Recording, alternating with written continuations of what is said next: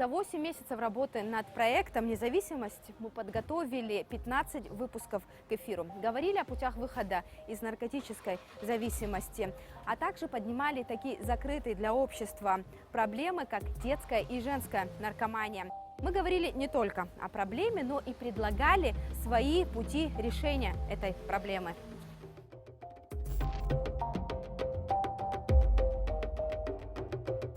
Большой вклад в наш проект внесли представители анонимных наркоманов. Их истории – основа большинства наших выпусков. Принцип сотрудничества, а не присоединения. Он один из главных в этом сообществе. Они независимы от каких-либо государственных структур. В первом выпуске программы «Независимость» мы впервые рассказали о сообществе «Анонимные наркоманы». Эти группы сейчас собираются в нескольких городах Абхазии регулярно, несколько раз в неделю. Но в день создания организации все члены сообщества собираются вместе, как сегодня. Анонимные наркоманы – одно из старейших и крупнейших сообществ в мире. Зародилось в 1953 году. Существует в 137 странах.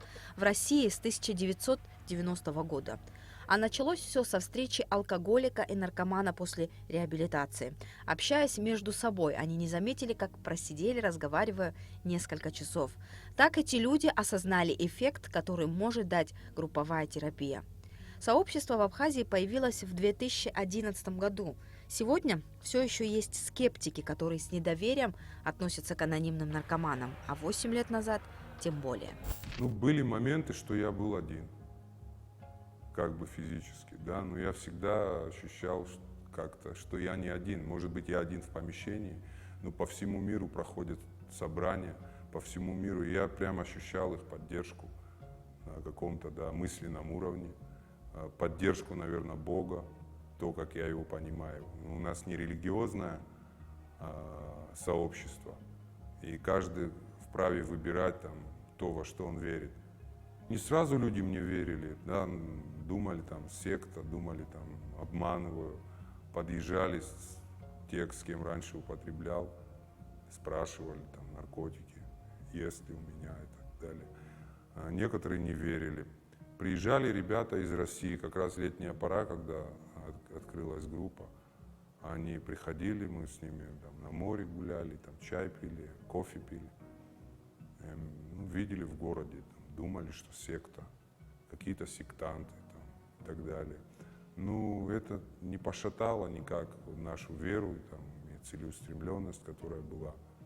Оно не убило. Конечно, она отражалась, говорить, что я совсем независим от мнение других людей, это неправда, но желание выздоравливать, желание оставаться чистым, оно гораздо больше, нежели какие-то трудности и какие-то помехи. И спустя, наверное, несколько месяцев, 4 или 5 месяцев, меня услышал человек один. Он начал выздоравливать, начал посещать собрания, начал оставаться чистым. Постепенно к нему примкнули друзья. Около 2 лет собрания посещали 7-8 человек. Подсчитать, сколько их сегодня, невозможно. Членство в сообществе анонимное. Но прийти на эти встречи могут не только зависимые люди, но и любой желающий. Для гостей предусмотрены и открытые собрания. Попасть на собрание достаточно просто, но для этого необходимо зарегистрироваться и получить свой номерок. Свой день рождения анонимные наркоманы называют юбилеем. Каждый прожитый год, месяц и даже день без наркотиков – значимая дата. Получить приглашение на такое собрание нетрудно, но впервые на мероприятии нам разрешили провести видеосъемку, что говорит об открытости сообщества и желании развить идею взаимопомощи.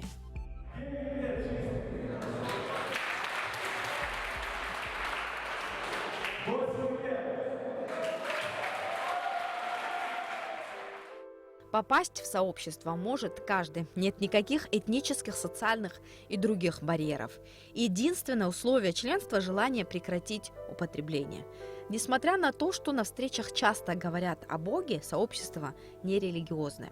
Бог у каждого свой, считают анонимные наркоманы. Мы припоручили нашу волю и нашей жизни заботе Бога, как каждый из нас понимал его. Это один из этапов 12-шаговой программы, которую использует сообщество. Программа духовная. Никакого рецепта или лекарства они не предлагают. Первый ее этап – признание бессилия перед болезнью, а дальше – работа над собой, анализ ошибок. Конечная цель программы – духовное пробуждение. На собраниях сообщества каждый из присутствующих начинает свой рассказ с того, сколько времени он провел в трезвости, счет идет на дни.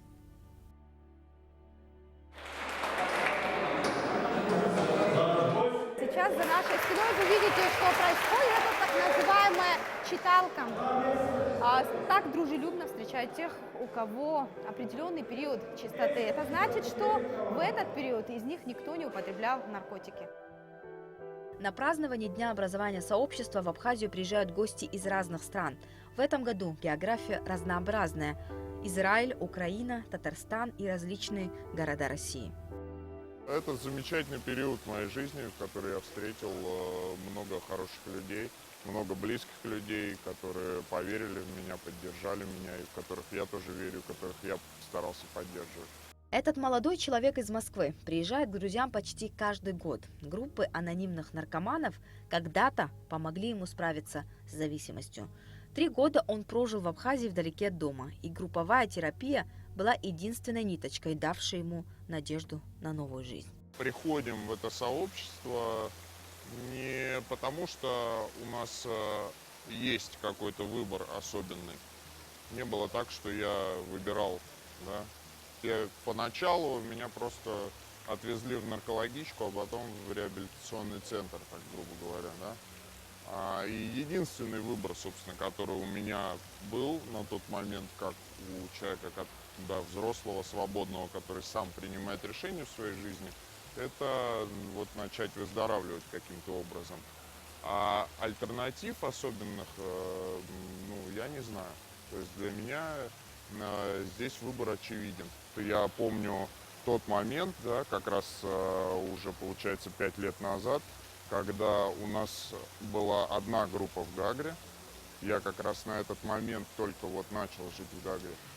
И эта группа была не такой уж многочисленной, было всего буквально там пару человек с относительно большим сроком трезвости, пару лет, да, примерно.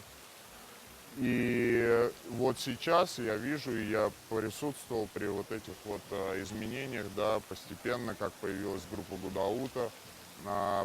Сколько мы пытались запустить группу в городе Сухум, и это потрясающе. Я безумно рад сейчас, что она наконец-то вот прям зажила. Среди тех, кто посещает группы, в основном люди, которые недавно активно употребляли наркотики. И мало кто верил, что они смогут остановиться. За время проекта мы услышали десятки историй людей, которые благодаря анонимным наркоманам остаются трезвыми сегодня. Этот молодой человек – один из них. Он попал в сообщество после реабилитации. Я употреблял очень долго, много лет наркотики, 19 лет. Да, 19 лет стаж моего употребления, 19 лет я начал употреблять с 13 лет. Я много раз лежал, и я выходил из больницы, в этот же день начинал употреблять наркотики. Да, но пришел такой один день, когда вот это вот такое отчаяние, невыносимость, да, там в душе в моей, когда я, такие вплоть до суицидальных мыслей, то что я не хочу жить, потому что это не жизнь, а существование. И я просто сказал, помогите, сделайте что-нибудь. И каким-то образом, я не знаю, наверное, Бог любит меня все-таки, да, то, что я за 19 лет не умер, а оказывается нужен на этом свете. Меня положили в закрытое учреждение, да, и после этого я попал в сообщество анонимных наркоманов. И вот сообщество анонимных наркоманов по сей день мне помогает не начать употреблять наркотики, да. Один раз слишком много, а 1000 всегда недостаточно. Это лозунг анонимных наркоманов. Единственный способ уберечь себя от возвращения к активной зависимости – это не допустить первого употребления. Но я знаю точно, что если я останусь без ребят, да, без сообщества, надолго меня не хватит. Потому что, когда я один не смогу, а мы сможем. Самообеспечение – важное условие сообщества. Анонимные наркоманы существуют за счет небольших пожертвований членов сообщества. Во время собраний каждый вносит сколько может в общий бюджет. В группах ждут даже тех, кто не в состоянии внести какую-либо сумму. Эти деньги расходуются на аренду помещения, литературу, на поездки, ведь анонимные наркоманы посещают зависимых людей, находящихся в наркологии, а также принимают участие в собраниях анонимных наркоманов в России. Помощь одного зависимого другому обладает ни с чем не сравнимой терапевтической ценностью. Никто не способен понять и поддержать зависимого лучше, чем ему подобный человек. Пусть вокруг сообщества много разговоров, но эффект и польза от них действительно есть. И доказательства – истории людей, которых вы знали, которые были на грани смерти, а теперь живут полноценной трезвой жизнью благодаря этим группам. Вот этот вопрос вы можете задать всем анонимным наркоманам, как это работает, и вам скажут, все как в один голос скажут, никто не знает, как это работает, но это как-то работает. По-моему, мне кажется, то, что это работает, потому что реально есть Бог на этом свете, который любит и который считает, то, что мы должны жить. И должны жить, и радоваться, смеяться, улыбаться, да. Ведь это все можно сделать без наркотиков. Я сегодня просыпаюсь с утра, и у меня нет мысли пойти, уколоться или скушать что-то. У меня мысль сварить кофе, посидеть, да, вот таких, совершенно не те мысли, которые были раньше. Получив чистоту, и мы должны передать это другому. Это так работает, чтобы сохранить свою трезвость, свою чистоту и при этом жить нормально, мы должны передавать это другим. Это не потому, что я такой духовный, или мы такие духовные, мы такие там, бескорыстные. Просто программа наша 12-шаговая, она так работает. Когда я начинаю отдаляться, отходить, забывать, откуда я и так далее, я не иду употреблять наркотики, но качество моей жизни ухудшается, и я понимаю, меня не столько не напрягает абсолютно там ходить на собрания периодически. Это не значит ежедневно, но регулярно, то есть периодически я прихожу на собрания, работаю по шагам, делаю все то же самое, может быть, не так, как первые годы, да, я ходил каждый день, обязательно бежал. Сегодня у меня есть там какие-то дела в социуме, какая-то работа, и я могу там заниматься делами, не приходить на собрания. Но при любой возможности я прихожу на собрания и делаю это с удовольствием. В наших выпусках мы показывали вам в основном истории тех, кто смог справиться с зависимостью. Но тяга остается, и человек на протяжении всей жизни борется с ней. Открыто говорить о своей проблеме – это важный шаг на пути к выздоровлению. Скажи, пожалуйста, что для тебя стало главной причиной употребления наркотиков? Внутренняя боль у меня была, и закрытый был в своем мире, ни с кем не делился, ни с кем не общался, и дома никого не понимал, постоянные скандалы. И, в общем, я попробовал наркотики, и эти проблемы у меня снялись сразу же. Я начал общаться, я был открытым, я был быстрым. В общем, я думал, что все эти годы, что я мучился, я нашел свою проблему, и я... Выход из нее. Да, выход из нее нашел, и себе рассказал, что что мне не хватало. А в какой момент ты почувствовал, что это зло, и что оно разрушает тебя и весь мир вокруг тебя? Для меня в жизни самое святое это было семья. Семья, дети вокруг меня. Я это начал терять. Я там уже начал страдать. И я очень в жизни всегда боялся одиночества. Я остался один. Когда уже один остался, там уже я потом уже и Бога начал винить, и я уже начал говорить, родился не для жизни этой. И, в общем, всех винил, кроме себя. А ты вот в этом состоянии понимал, что у тебя помутнение происходит внутреннее, помутнение и рассудка, и души? Ты это не ощущал? Вот ты говоришь, что ты других обвинял, но не себя самого. Не, я это, конечно, чувствовал, но все равно я сразу переключался, в общем, как сказать, ну, у меня работало сразу отрицание.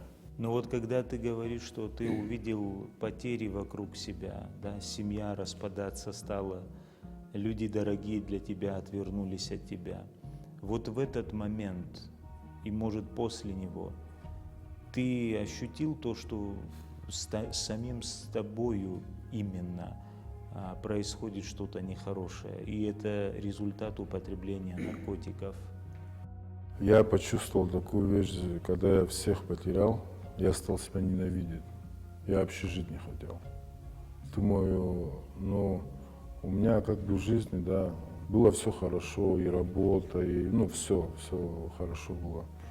Вот, но когда я это начал все терять, я стал себя ненавидеть. Я себе начал вопрос задавать, для кого жить, для чего? Если я это все сделал, и я это все потерял.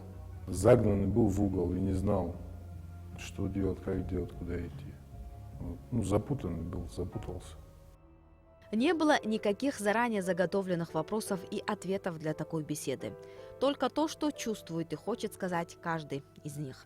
То, что, возможно, даст повод задуматься над тем, все ли мы делаем так, чтобы потом об этом не жалеть. Я уже потерял семью, все, я один сидел дома. И вообще такой человек пришел, ну, скажем так, по работе. Вот. И это была девушка, и она меня смотивировала. Смотивировала, дала надежду, рядом со мной стала, потому что она меня поняла, что со мной происходит. Потому что были такие моменты, кто меня не понимал, чисто говорил, ладно, он, короче, все, пойман, надо от него как-то, короче, не общаться или не подходить. Ну, я чувствовал, когда человек не хочет. Потому что я понимал, я наркоман, ну, все понятно, он это знает и не будет подходить. А этот человек нет, насильно. Я и даже, когда я с ней общался, она мне говорила, я ее поначалу слушать не хотел. Но когда она начала говорить, там, семья, дети, за меня, там, мое прошлое, меня это задело. Задело, я начал, у меня слезы пошли, больно было. И вот она меня смотивировала и, в общем, спасла. Мне еще смотивировало то, что моя жена узнала, что я наркоман, и все больше всего меня, что порадовало, то, что она рядом со мной стала, не бросила меня. Целый год, пока этот человек находился в аду, семья не понимала, что с ним происходит. Отрицание проблемы при малейшем подозрении усугубляло ситуацию. Я боюсь. В той жизни, в которой я был, это в общем, ты никто. Все, ты чисто раб. Сегодняшний день, да, я учусь все по-новому делать.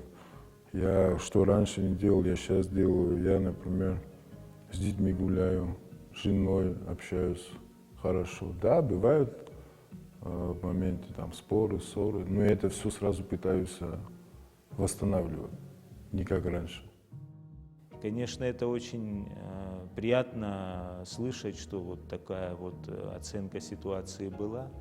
Весь наш проект, который мы в течение этих 8 месяцев делали, он был рожден ввиду того, что мы пытаемся помочь тем людям, которые либо живут с наркоманами, да, родителям, близким, родственникам, либо самим наркоманам. Я как верующий человек говорю это с надеждой на помощь Бога, потому что в каждом из нас есть голос Бога, это наша совесть в первую очередь. Вера помогает человеку преодолеть самые сложные моменты. Она дает силы жить дальше и начать все с чистого листа.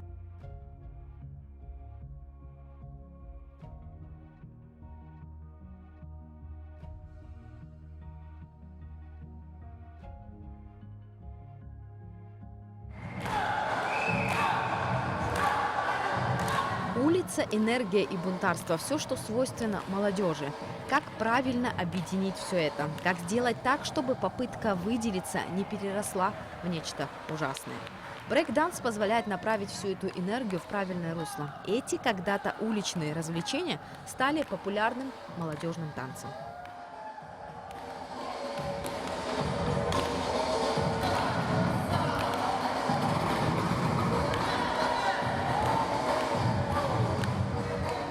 Сам Джамал не только тренирует детей, но и выступает в составе музыкальной группы «Апсне Крю».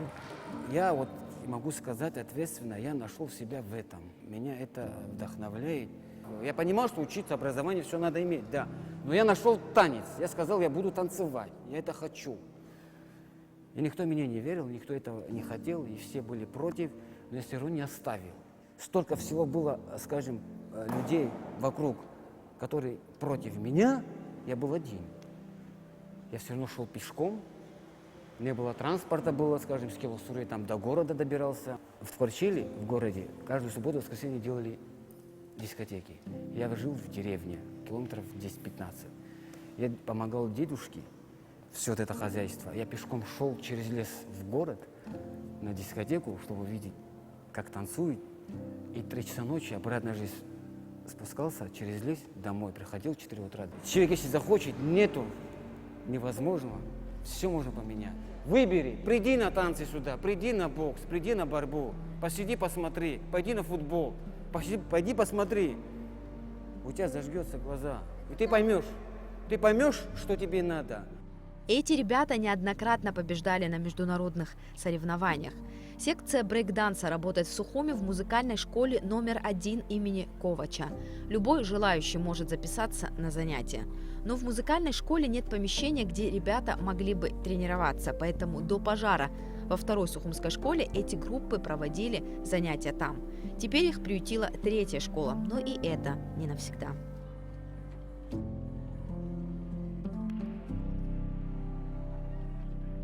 Профилактика, пропаганда здорового образа жизни, как и борьба с распространением на первом месте в войне с наркоманией.